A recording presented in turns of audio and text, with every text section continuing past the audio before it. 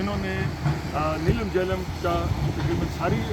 کروائیں چل گئیں اور دریا میں اس وقت پانی ہے 320 کیومکس، جس میں سے 282 کیومکس جو ہے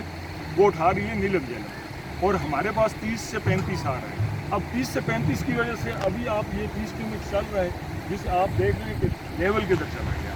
ٹھیک ہے جی۔ اس لیے ہمیں ڈرا کرنا مشکل ہو رہا ہے پانی، لیکن ہم اپنے کوشش کر رہے ہیں کہ جتنا جلدی ہم اس کو بحال کریں۔ رات کو 2 بجے سے 3 بجے تک ہم ادھر کام کرتے رہے، پھر لیول انہوں نے پیچھے سے ریز کر دیا، جس کی وجہ سے جتنا کام ہوا تھا پھر ہمارا ڈیمیج ہوا، اور اب دوبارہ ہم اس کو صبح سے بحال کرنے کی پوزیشن میں ہیں۔ اب اس کو دوبارہ ہم پورے کے پورے پانی کو موڑ کے اس چینل کے تھرو سٹی کی سپلائی بحال کرنے کی کوشش کریں گے۔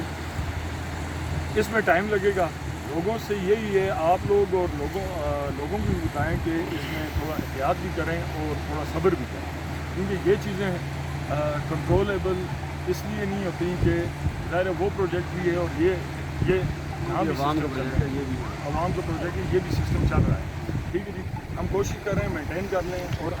آگے اگر اسی طرح مینٹین رہا وہاں سے سپلائی، اگر خدا نہ خواستہ کوئی فلڈ یا کچھ اس طرح کا نہ ہوگا، کوشش یہی ہوگی کہ ہمارا سسٹم چلتا رہے اور پہلے کی طرح ہم سپلائی کو مینٹین کریں۔